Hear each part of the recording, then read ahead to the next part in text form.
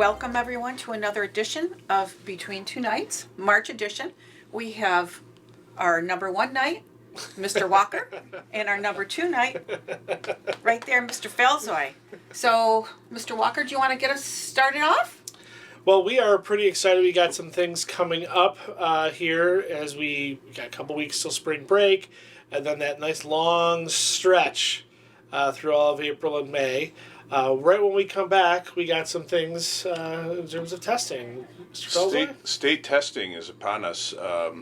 For grades 6, 7, and 8, they have math and ELA testing. ELA comes first. And that'll be on April 11th and 12th. That's a change. I think the calendar might say April 10th and 11th, but it's now April 11th and 12th. That's a Thursday, Friday. And it's all computer-based, so kids have been preparing for that throughout the year. We did a test earlier, so everybody's prepared for that. But, encourage your kids, get a good night's sleep that night. Just prepare to do their best work on those tests. We do use that data. It helps us see how we're doing in terms of educating our kids. So that's important to keep in mind. And then, math is coming up a few weeks later, followed by science, again, another week later. And science is only with our 8th grade students. And if they take earth science, they don't have to take the test. So just a couple things to keep in mind. Same thing with our 8th grade algebra students. They don't need to take the test on later in May. They won't have to take that. They'll be given supplemental instruction in algebra.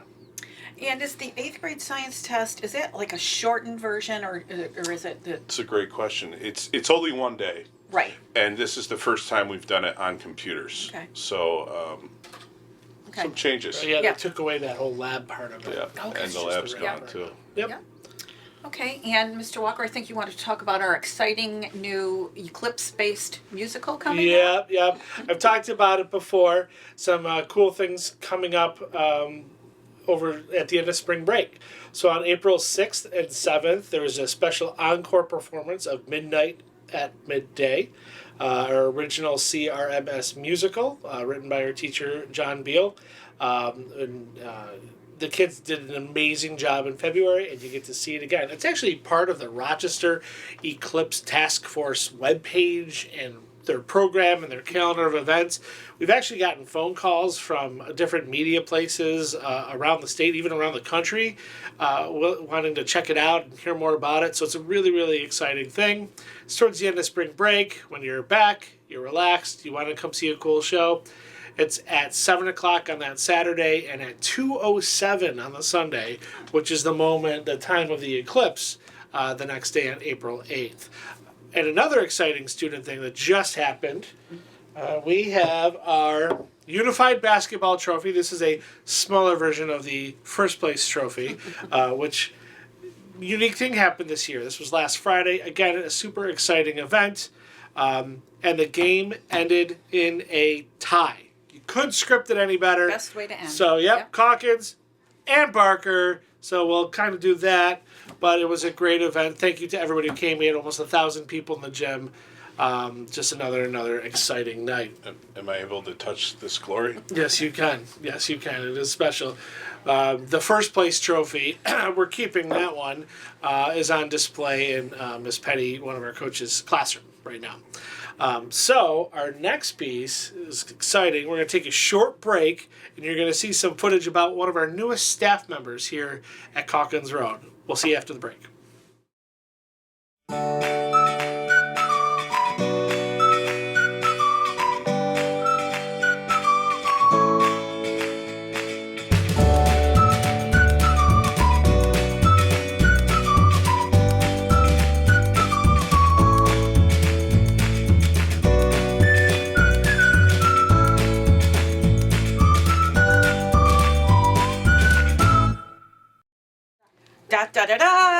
Here she is, our newest and most favorite staff member here, Mila Daniels, who is the fur baby of our counselor, Mrs. Amy Daniels.